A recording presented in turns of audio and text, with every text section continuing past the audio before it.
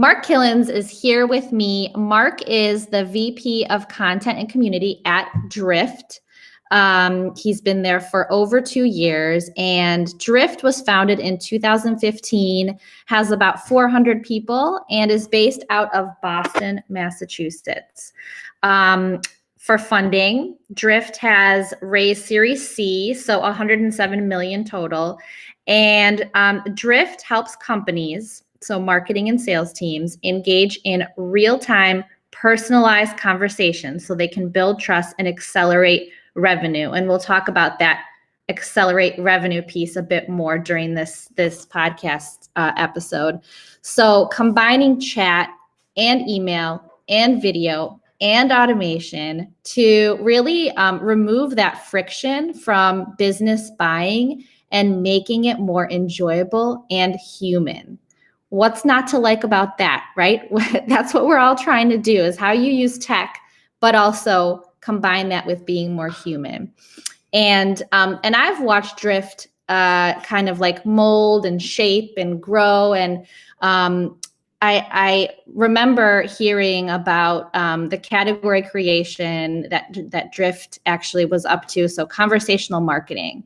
And then most recently, they talked about creating the category for revenue acceleration. So I'd love to hit on that during this episode too, and hear about that. And they just announced a year of record-breaking growth due to COVID and the push to digital transformation, and how people thinking within companies, how are we going to engage prospects and customers now that we're on our computers and people aren't at work, and all of that stuff kind of combined for this year of growth. Personally, I've used Drift Video to record some videos that I send out to prospects and even people that I want to get on the podcast. And honestly, it's just like really been easy to use. And I sometimes even just use it if I want to make a quick video for like my social media efforts. I do that too. Okay, last thing, because I don't want to talk. This is all about you and finding out more about you. But I do love that you have text me with your phone number in your LinkedIn profile. And I just wanted to start off by asking, you're putting that out there? Do people text you? Do you get random strangers texting you? Oh, yeah. Well, first off, thanks for having me on the show, Anna. I do get a lot of people texting me. It goes right to my phone, and I can text them back individually, and I can also broadcast a message out to all the people that sign up as part of my texting community. So it's a new technology that uses the power of your phone and messaging to create even a deeper connection with people that might be fans of your brand, fans of maybe your personal brand. It's really cool. What's it called? Just curious. Community. Oh, okay. Awesome. Community.com. Yeah. It's, I think it's still maybe like a beta. It's really cool. There's a lot of big celebrities using it. Awesome. Okay. Well, I am so happy to have you on here. I follow Dave Gerhardt, and I know that he used to be at Drift, and he grew a bunch of things there, and now he has some great things to say, and he's at Privy. But I've always been like watching you guys and what you're up to, and I just want to uncover more like about you and the work that you're doing and your team and all that stuff. So let's dive right in. I want to start simple. I want to start sort of, or maybe not as simple, I guess, but more broadly, what does marketing mean to you?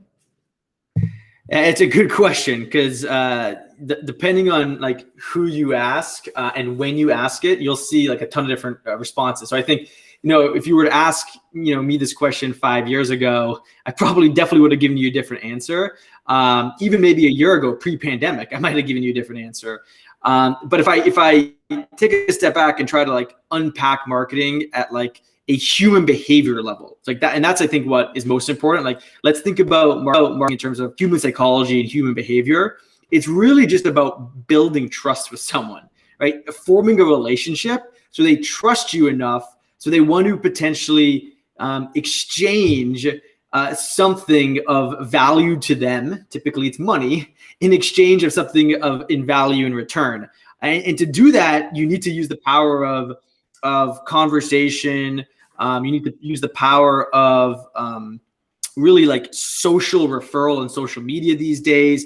And you need to use the power of content to build that trust. And trust also is built through other ways you can add value to the relationship before someone buys something, which, like I mentioned just now, it can be content, can be education, can be entertainment, can be motivation.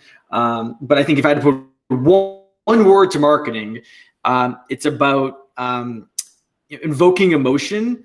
So someone trusts you, so they take action. So I guess it's 3 words, right? Emotion, trust, action. I love that. I'm always thinking like, what are the 3 things I can take away? So thanks for that, for summing that up. Did I miss anything when I was talking about Drift and introducing the company? And maybe you can talk about anything that I missed, like who you're really for and what problem you're solving for them.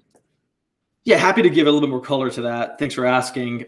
We're really focused on 2 primary, audiences and helping them solve problems and grow their business faster, which is the marketing, audience and the sales audience. And so sales professionals, marketing professionals, and helping them, like you said before, move into this new era. We're calling it the revenue era.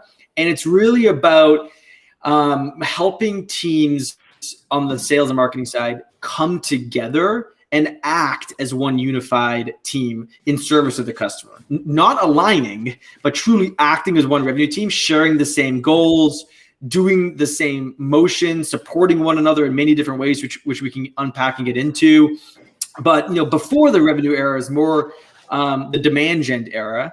And before that, it was more the brand era. The brand era is more about mass media. That was kind of the trigger.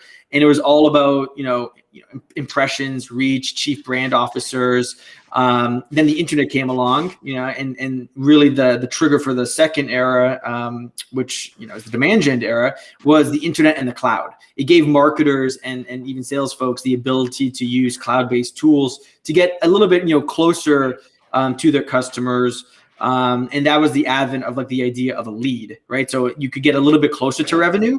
With brand, it's revenue, connecting the dots to revenue is still kind of far away. But with the internet, new habits formed, new ways of communication formed. Messaging we'll talk a lot about, right? That was part of the internet and the cloud-based revolution. And the world became much smaller and flatter. And you are now able to generate that lead, and the rise of the chief marketing officer came about.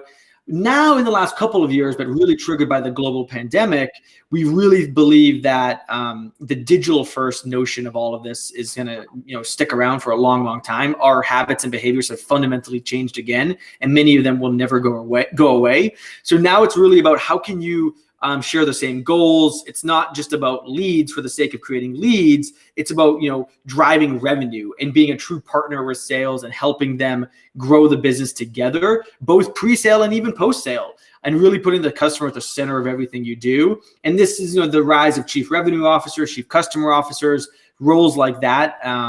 So at a high level, kind of that's how we're thinking about the world. And we introduced this revenue acceleration category, and we now teach people how to use conversational marketing and sales in this revenue acceleration platform we built to really get the outcome we all want, right? And it's like revenue. We want more revenue faster, ideally.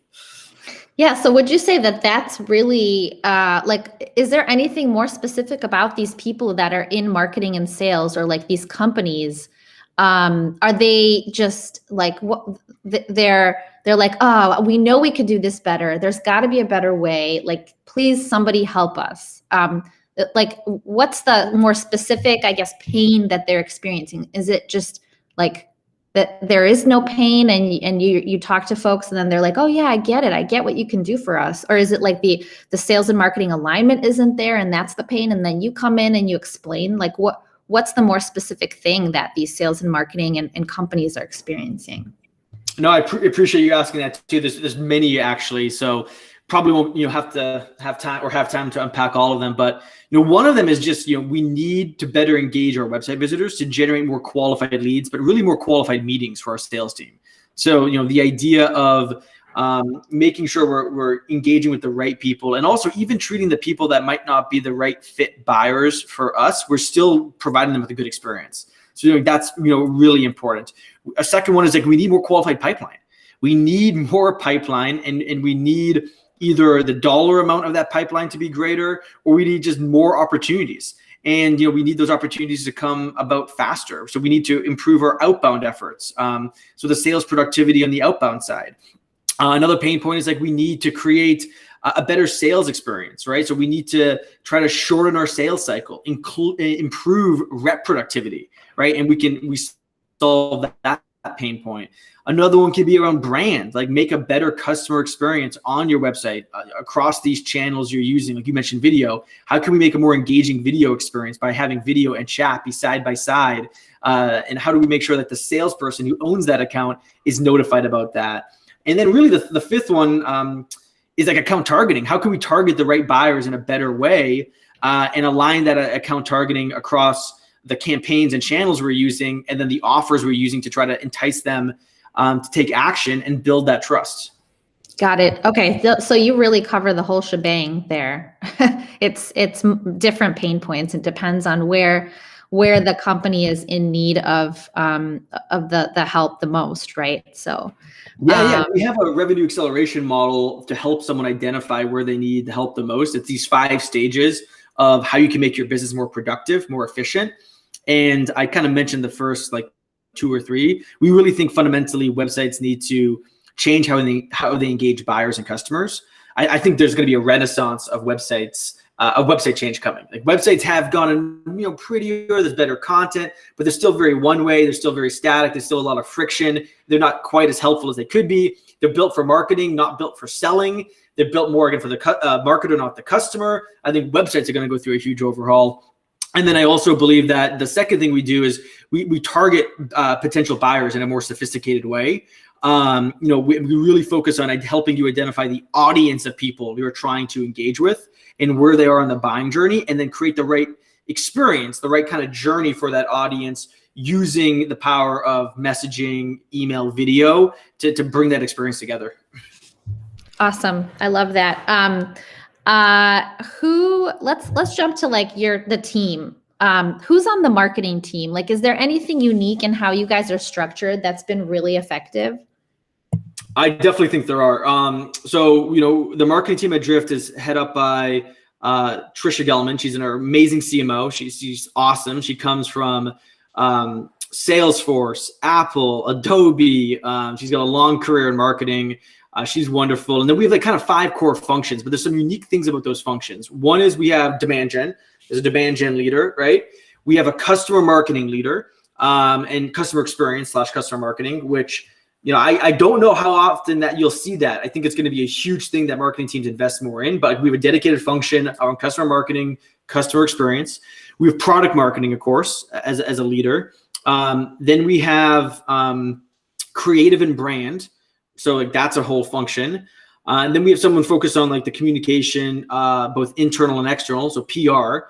And then we have myself. So we kind of have like these 6 core functions on marketing. And I'd say my team is unique in some ways because we're responsible for content, community, and events, and learning and development. And so let's unpack that. We fundamentally believe that marketing should be the hub of the customer experience, right? Be a close partner with all of the core teams, be it from sales to product to customer success.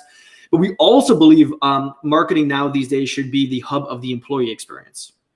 And we really think that's the future of the marketing team as well. And it's also the future of the revenue era, because the marketing team is trying to bring these teams together in ways that create better customer outcomes. So for us, my team specifically, we are actually responsible for all new drifter, we call them drifters, new hire onboarding. So we have a Drift Foundations program, a 5-day program. And if you're a startup listening to this, right, you'll eventually get to a point, hopefully, where you need more formalized onboarding. And that's really to help people understand, why Drift exists. How does the company work? How does revenue acceleration work? How does conversational sales and marketing work into that? How does the product work at a high level? What matters about Drift related to their role at a high level? How does the culture kind of feel? Get to know each other, right? It's helping them get this like broad picture, understand our principles, values as a business. And we're really trying to get them to be really excited about the decision they just made, just like you would for a new customer. So we really believe like that's like a representation of our brand, and these people are going to represent our brand as employees. So we better make that whole experience flawless. So that's interesting on the learning and development side. Another interesting thing is like our director of content marketing, Gail Axelrod, she is responsible for all content across the entire life cycle, brand all the way down to customer education and success. We have learned from past companies that is really necessary. You should not have content silos. You should really have one person overseeing all content. And we also believe content and community go very much together, because I think content plus conversations create communities. I really am a big believer in that. So why would you not try to have content and the community building efforts together? And what we've done is we've created a sub-brand called Drift Insider as kind of a media and educational destination to bring people into that community. Kind of think of it in some ways as kind of a masterclass for sales and marketing professionals, but there's a community behind it, right? And there's other things that we offer. We have tons of podcasts, and I just think realistically, the marketing team of the future is going to change a lot. Of course, a lot of you folks probably listening are startups, and you're saying, well, we don't have all those resources. When I joined, we were 10 people. We're now 35 people as a marketing team. So it's just a matter of like, what stage your business is in. Are you like, did you find product market fit? Have you found go-to-market fit? If you found product market fit and go-to-market fit, it's time to scale, and it's time to think about how you build out your marketing team. I love that. And the Drift Insider, we'll talk about your HubSpot days, but it's almost kind of like the learnings you got from your HubSpot Academy and building that learning machine from the ground up, right? And then you're bringing that to Drift. That's really cool. So I did want to ask you, like, there's a ton of marketing software out there. There's a lot of selling going on to marketing and sales teams. Like, what makes you guys different? What's your wedge? Like, how are you different from other maybe like conversational marketing or revenue acceleration platforms out there? I mean, at a kind of a broad level, I think our brand is very unique and different, right? Like that's Drift is a different kind of company. Like, we really care about our identity, who we are, experiences. Like, we care about the entire customer experience. We do things that don't scale. I mean, we wrote a book called This Won't Scale about this concept. Like, we really care about every customer interaction and how they're treated, and how we're not this traditional B2B SaaS brand. And that really started early on in like 2015 and 16 with David, our CEO, and Dave Gerhardt was instrumental in building that up. We really don't want to be this normal SaaS business. That being said, we also, created conversational marketing, the category. We created conversational sales as a category, and we created revenue acceleration as a category. So, we are now in a position, and we're trying our best to do this, to teach the world about those things. So if you go to Drift Insider, which is 100% free, and become a member, you can learn all about those concepts, all about those things. So I think what makes us different from some of our competitors or other people in the SaaS space is we teach you the how. Like I love the why, how, what framework.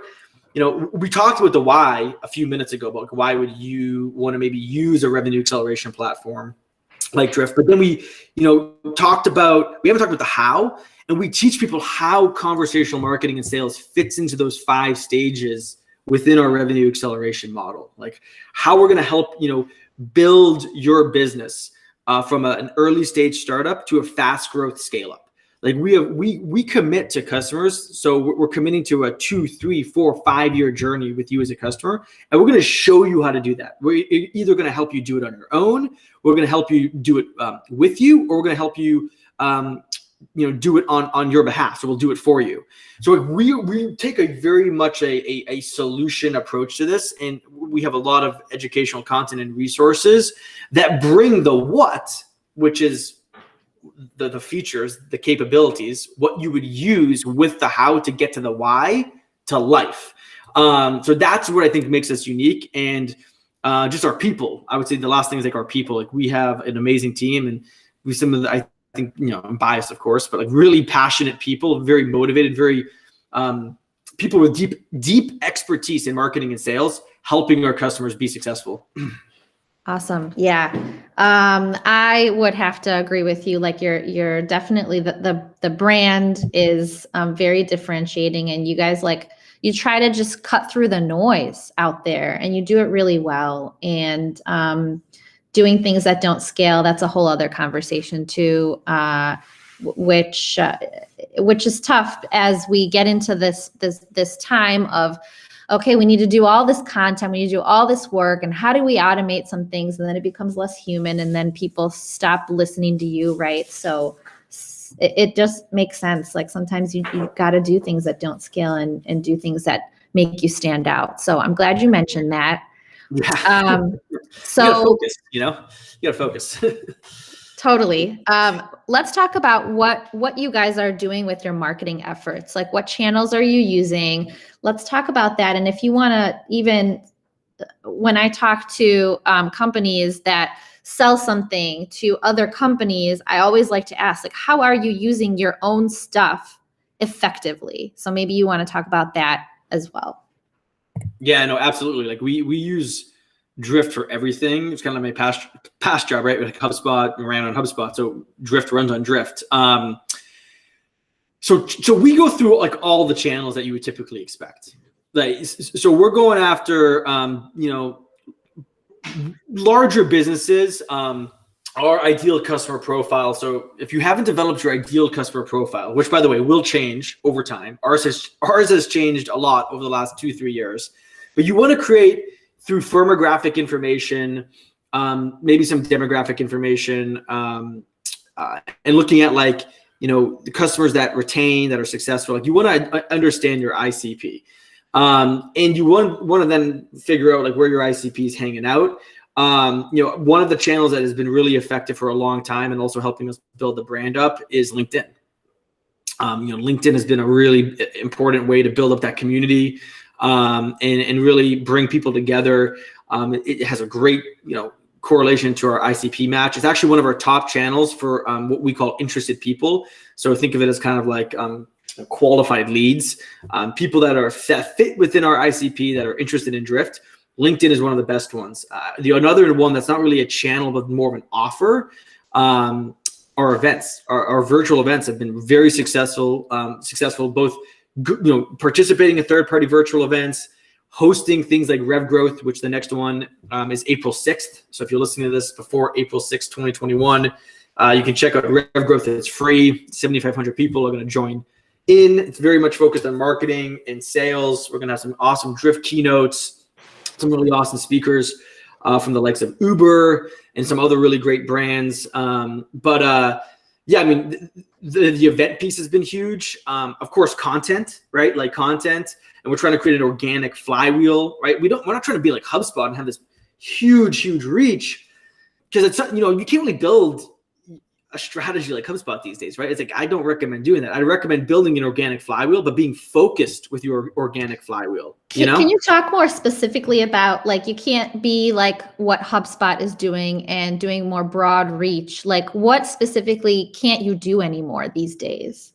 Well, the arbitrage opportunity of search is gone, right? When HubSpot was created, inbound marketing was about attracting people through good content, and search engines were very new. I mean, being very, very new, being like 10 years or less old.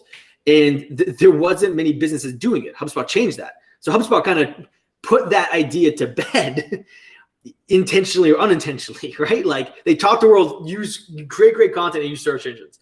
Search engines now don't fully get it done. They will get it done though, if you're very targeted and focused. And that's what I mean. Like you have to be targeted and focused, and you have to think more than just answering people's questions. You can't just focus on answering people's questions. You have to inspire them, and you have to entertain them. And that goes back to branding. And that goes back to thinking more like holistically across your media formats that you can use other than just search. So it's like this difference between just using, text content and search, but using more media formats to attract people. I love it. And LinkedIn, I'd love to ask you, like, but I'm a very small business compared to yours, but I see that it is just so hot. It is so on fire. What do you guys do with LinkedIn? Like how do you use Drift on there, or What's your like way of hanging out on LinkedIn? Yeah, it's a good question. And I forgot to answer your other question. So maybe we go back to it. I haven't even talked about how we use Drift. I mean, that's maybe a whole other podcast, but if we just double click on LinkedIn, like LinkedIn is all about using the power of real people that are part of your business, that are excited about your brand, that want to be vocal, that, you know, it doesn't matter how big of a network they have, but they just want to be talking about, you know, things that are related to your category, your brand values, your story, your narrative, which is for us like that revenue acceleration narrative, and help them do that, right? And when there's a big moment, like a product launch, like an event, get the whole company as much as you can to rally around that moment. So do a lot of internal marketing. So our social media manager, Pat Timmons, has created some great programs that have grown or have changed as Drift has grown from, 200 people to now 400 people. We've started to use things like Bamboo from Sprout Social, which is an employee advocacy platform that helps people, based off of marketing content, sales content, product content, diversity, inclusion, and equity content, like all of these different things, be able to share that out and be able to change the message up a little bit, but still be on brand. But then he's created an employee advocacy group as well that is 18, 20 people across all the teams at Drift that are like the captains of this, that are trying to get their teams to be more involved in advocacy, but they really care a lot about it. So they're going to be the captains of their product team, their engineering team. And then there's just people that are more active than others that also have bigger personal brands that we try to support, right? It is a cultural thing. David really set the tone around this. And I'd say both Dave Gerhardt and David Cancel set the tone around this. So I think, if you want to be good at it, you got to be, doing it from a leadership standpoint. And, if I wasn't doing it, then it's kind of like, well, do I expect my team or others to do it? So you got to lead by example. It's got to be within the culture. Totally. Yes. Totally. Otherwise it's like, well, why are we doing this if you're not spending your time? Because it is a time. It takes time. I wanted to say it is a time suck, but it's like for good reason, right? It's not wasting time, because if you're trying it out and doing it well, it actually does work. So that's great. Thanks for talking through all that and how you're using the employees as part of your advocacy for the company and also supporting people with personal brands. What are some specific things that people are posting and maybe like chatting to those folks that are interested? You said LinkedIn is great for like those interested people.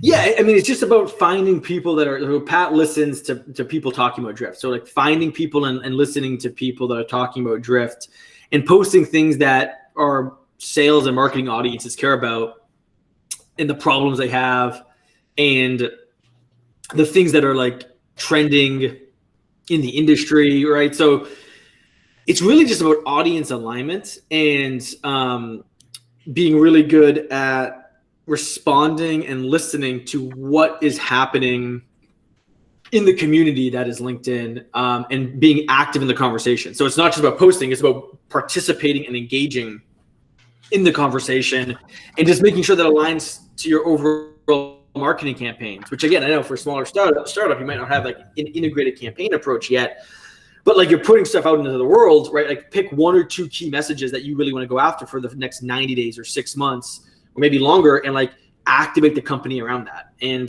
then, you're going to find qualified people, we call them interested people, that fit into your ICP that are going to, turn into leads. Totally. Okay, let's talk about content. I just want to talk about that and making that organic flywheel. How do you use Drift or not? How do you just like do anything that's really working well in terms of content, like over email or use of video? Like, is there anything that you can give advice on? Like, this is working pretty well for us. Yeah, so we don't gate any of our content, which I think is like the future of websites, right? So like fundamentally, like if you're using Drift, you really shouldn't have to gate any of your content, number one. And I can explain what that means, because I want to talk about this because this is just like such a pain to see people still gating. Is this like something from 2010 that we should just get over it? Yeah, I mean, I'm kind of guilty of it, right? I taught the world through HubSpot Academy a lot of like the traditional, like click on a call to action, go to a landing page with a form, go to a thank you page, go to a thank you email, get processed in your CRM, then maybe hear from someone like down the road. What you need to do is unget your content, have a conversational experience, so a chatbot, some real-time experience on that page. And you need to be able to do a couple things on the marketing side, but then a couple things on the sales side. So for example, if you, unget your content, which I recommend, and someone visits one of your, say, top pieces of content that that turns, has a high efficacy of turning a visitor, a lead into a customer, then you need to notify that salesperson if it's an owned account of that person's visitor. So if you have target account strategy, if you've named accounts, you need to let them know of that visitor, right? If that visitor views that piece of content and then either engages with the chatbot and asks for it to go as a PDF, which still happens a lot. So you're still offering the PDF up. You can still have that conversion point, and they fit into your ICP and they're qualified. You need to get your salesperson engaged in that as fast as possible, right? And say someone visits a piece of content and they are just unknown to you. You don't know who they are. You can use reverse IP lookup technology. That's part of our Drift platform that we use, right? To understand the account that's coming to the website. And whoever owns that account or whoever just owns that territory that account's in, get them to follow up, right? From a real-time standpoint, right? By email, by phone, and maybe even intercept that visit by chat. So it's about how you've set up your go-to market strategy with your sales team that is going to make the difference of how you unget your content. And that's the whole point of like revenue acceleration and revenue era, is bringing these sales and marketing teams together so they can act on people's interest and intent in real time. Okay, thank you for unpacking that. That was great. I want to ask you, when somebody reads a piece of content, does that, for Drift and for your team and for the sales team, does that mean that sales needs to reach out and like talk to that person? Because sometimes people are and I read the content, but that doesn't mean I'm going to necessarily need to speak to a salesperson. Like, how do you guys think about that and get more specific on like, what does qualified actually mean? And is the sales team spending their time reaching out to everybody that's reading your content, and you're like looking at IP addresses of everybody that's visiting, which is, a good way to spend time or like a way to spend time, but is it a good way to spend time? Well, it first starts with an ICP definition. Like, you need to have a firmographic score, right? So we have A, B, C, D, E grade accounts, right? So you need to know like the types of businesses you would want to sell to. And again, as a startup, it's going to iterate. Like, you can't just expect this to stay the same for a long time. But you have to have at least something to start with and keep iterating off of. Then it's about the 1, 2, or 3 key questions that basically lend yourself to knowing at a high degree of confidence that this person might be a good fit for your product or service, right? They have this pain. They, for some companies, it's like they have this many transactions per month. They do this many transactions per month. So that's more of an e-commerce software provider selling e-com software, right? It could be anything related to kind of your core value prop, those questions. Right? It could be an industry question, right? Which sometimes you won't have to ask because you can do the reverse IP lookup. But you need sometimes like explicit information from the person to help you qualify and route that person to the right salesperson, either in real time or as part of their ongoing outreach to that account. So again, we're not saying you should follow up with everyone that downloads your content, but you should have a way in which that you can do it in real time for the right people, and then especially the target named accounts. And you should also just nurture the people that might not be a good fit for your business right now either, just through your content and the brand, right? Like, you don't want to ignore them. You still want to, give them some value, because maybe one day down the road, they will eventually fit into your ICP. Or they talk to someone about your brand and business, saying that was a really cool brand and business, right? Even though it was a B2B company, that was awesome. So anyway, I think it comes down to the only way you can do that, by the way, is it comes down to like making sure you work with your sales team or your sales counterpart for the small business to make that happen. Yeah, have the conversations, have the meetings, make sure everybody's on the same page. And yes, I hate the word alignment, but sometimes it's necessary to like quickly explain. Well, it's actioning. It's not alignment. You action the plan together, because you both have to act in order to do what we were just talking about. That's you can't right. just align. That's right. Instead of just leaving the meeting, nodding your heads, and then doing the same thing you've always done. Great point. So we talked about some things that you guys are working on that's working well for you, and maybe how you're using some of like the Drift features for that. What about challenges? Like, what are you trying to figure out? I think we're constantly trying to, find new markets, right? We're trying to always find new markets like a startup would. Do we go after these different industries? Do we go new geos? International expansion, we are doing that. We're going into EMEA now. We have a small presence in LATAM. We have a presence in Australia. It's just focus. I said it before. Like, how can we make sure that we're not trying to do too much and try to like do too much in market, and we have like 2 or 3 high-level campaign themes for the year, and we really try to double down on the revenue acceleration messaging and the solution messaging that resonates the most in market.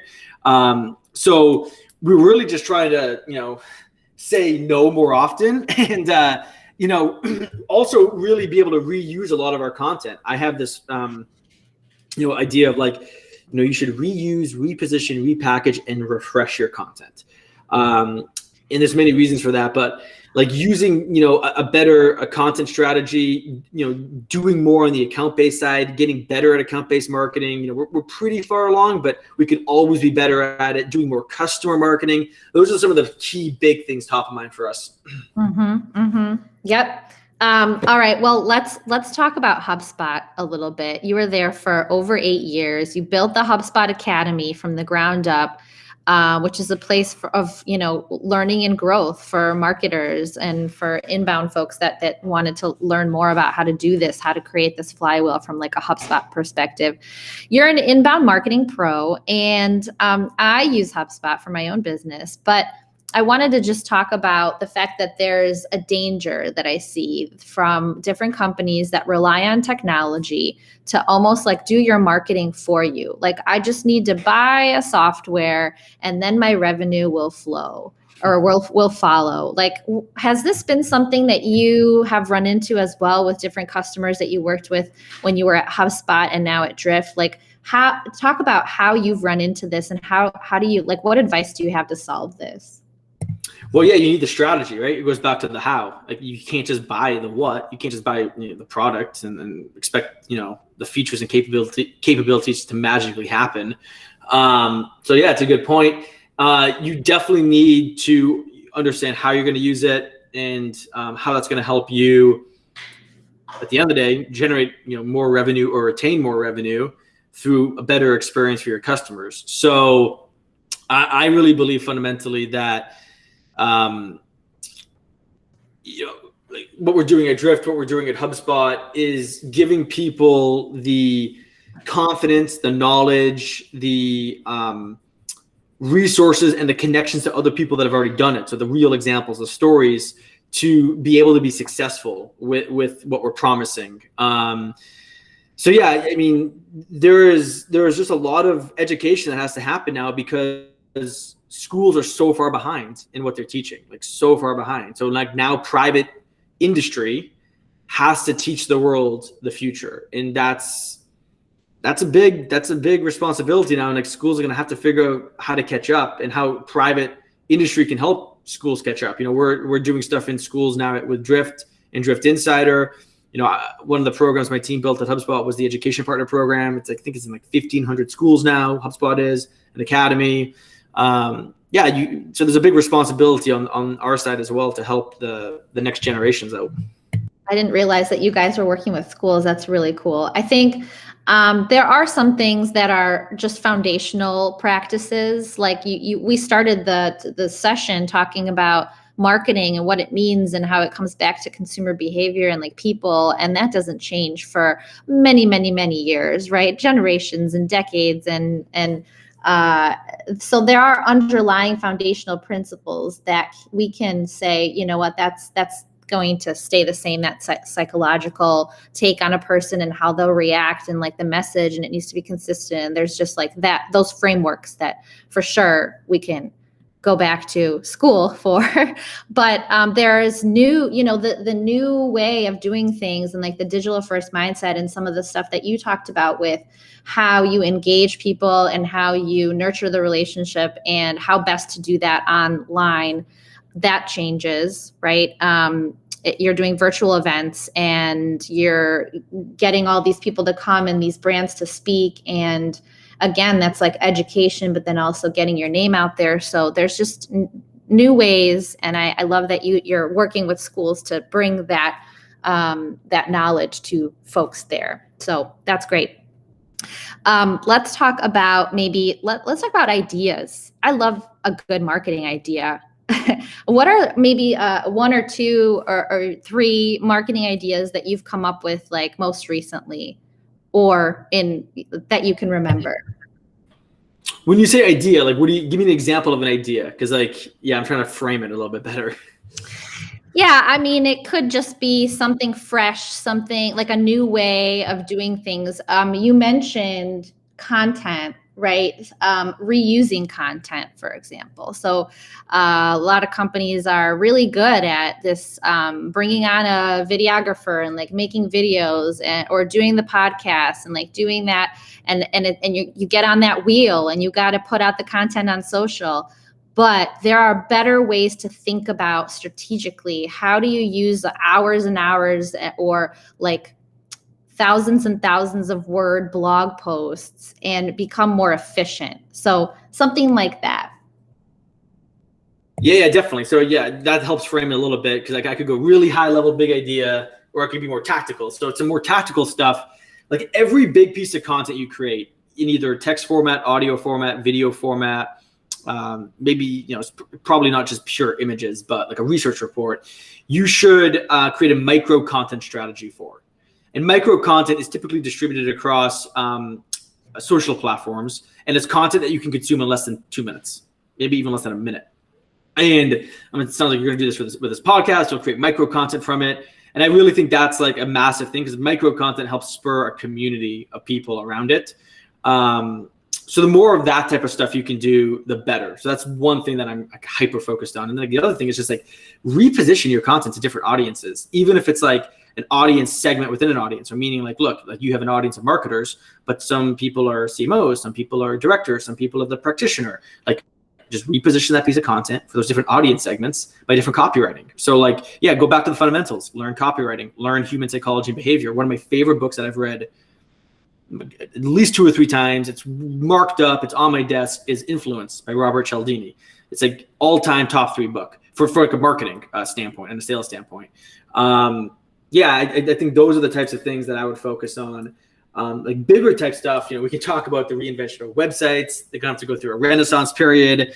I'd love to actually talk about that. Do you have any thoughts on, because you briefly mentioned it, and I think that's really intriguing. And websites, yeah, they're startups, I think, are at a place of, okay, we know what we need on our homepage, like we know we need this we know we need to have a effective message, and like people need to get it, otherwise they're going to jump off. Like there are some things that I think over time we've learned how to make our websites better. What's this renaissance that you're thinking of? Yeah, I just think websites, this is really controversial maybe, but like, you know, vast majority of websites suck. Like they're terrible because they serve the marketer and they don't serve, definitely probably not the salesperson, and they probably don't serve the customer. They've gotten prettier, they've gotten easier to use, they've gotten a lot bigger in a lot of ways because there's so much more content now, so they're gotten harder to use, I would argue. They're easier to use maybe from more mobile friendly and from, you know, people that have impairments, right? So they're more accessible in ways. But yeah, I mean, they're one way, right? They, unless you're going to use Drift, if you're using Drift, it's going to be more two way. They're typically not personalized to the person coming to the website based off of who you are, where you are in the buying journey, what's the relationship you have with the brand. There's a lot of issues. So I think there's going to be massive change. And I think we're in this in-between period. There's digital experience platforms, there's new CMSs or CDPs. I don't think anything has got it figured out right now. And because there's no real change on websites, right? It's all back-end stuff typically. And until there's a real big change on a website that takes into account the front-end experience and the back-end experience, we're still going to be in this spot where websites aren't really where they need to be. So I think there's huge opportunity there. What do you think about this? This idea or this trend, I don't know what it is, but people might not even visit your website ever. They'll just stay on LinkedIn and get to know you there. And then you'll spread some content there and forget about the website, right? Just focus on some of those channels, the community, place where you have your community, and then they'll just reach out to you and chat with you on LinkedIn, and you'll just do all your business there. What's then the website is kind of just, it should be there, it should be good, but it might not be used by everybody. They don't want to come to your website. It's a good point. I think those are probably that will happen. It probably does happen a little bit today. It's probably gonna be more edge case. I feel it's gonna be more edge case, because it also would tell me then your website actually is not good enough. You actually do want everyone to come to your website, because that means you have great customer stories, you have great content, you have things that draw people into the website regardless of how they might get there. So I would actually hope that everyone visits the website, because you need first party data, and it's going to be more important to have first party data than ever before in the future. But yeah, I can see it. I just do think your website has got to be good enough to get people to it. Mm-hmm, mm-hmm. And that's why there's this renaissance of that if your website is not good, it's not customer focused, it's marketer focused, then you're just going to continue to have problems getting people over to visit it, and you want more people to do that. So, okay, awesome. We still have a couple minutes. So I always have so many questions and I never can hit on all of them, but maybe you can talk about being creative. How do you stay creative? How do you keep your marketing fresh? How do you get that energy to keep thinking of new ways, different ways to go about doing your work? It's going to sound really simple, and it is. It's curiosity, and you have to be very disciplined. I'm a person around discipline and rigor, right, and passion. So if you're not curious and disciplined and have a rigor to what you're doing, and you've tried to develop it, I would say you're probably not passionate enough about that thing, and find something else to do. I'm just being very blunt. Just move on, right? It's fine. Don't worry about it. And some people take 10, 15 years, 20 years, even more to find their passion. But as long as you keep searching for it, then when you find it and you want to get better at it and all in, you're very curious. You want to build habits around it. You want to build rigor. You want to be the best at it, right? Because you're super excited about it. You're super passionate about it, right? You love it. So, I'm lucky to have found that in some of the stuff I do in the marketing and sales side. So I read a lot. I read a lot. I listen a lot. I engage a lot. And I'm engaging with a lot of different types of stuff, not just marketing or SaaS sales, B2B content. That's maybe not even close to half the stuff. That's the minority. I'm reading about the future. I'm reading about the past. I'm reading about how people buy things. I'm reading a lot about how the globe is changing. I'm reading about a ton of different things. I subscribe to the Wall Street Journal. I pay for that. The New York Times. I pay for the information. I pay for 4 or 5 newsletters from people. I'm consuming a ton of content that is just all over the place, that is going to allow me to then probably do my job a little bit better over time and get ideas. But you just have to be disciplined in doing that. So, and I'm curious about those things because it's related to what I think I can do in my passion, which is, helping sales and marketing people be better at what they do and change how, businesses buy from businesses and change how businesses operate long term. So I think there's going to be another fundamental shift in how businesses are set up because of decentralized networks that are coming. And that's a whole other thing that's going to happen. So Yeah, simple answer is just because you're curious. I love it. And I can ask away and we can talk all day, but I'm being mindful of your time. So thank you, Mark. For folks that want to reach Mark on LinkedIn, you can find Mark there and, his company. They're active on LinkedIn, Mark Kilens. And then you can text him if you want. His phone number is there as well. Be part of that community. You can find out more about Drift at drift.com. Thank you, Mark. Yeah. No, thank you for having me, Anna, and really enjoyed it.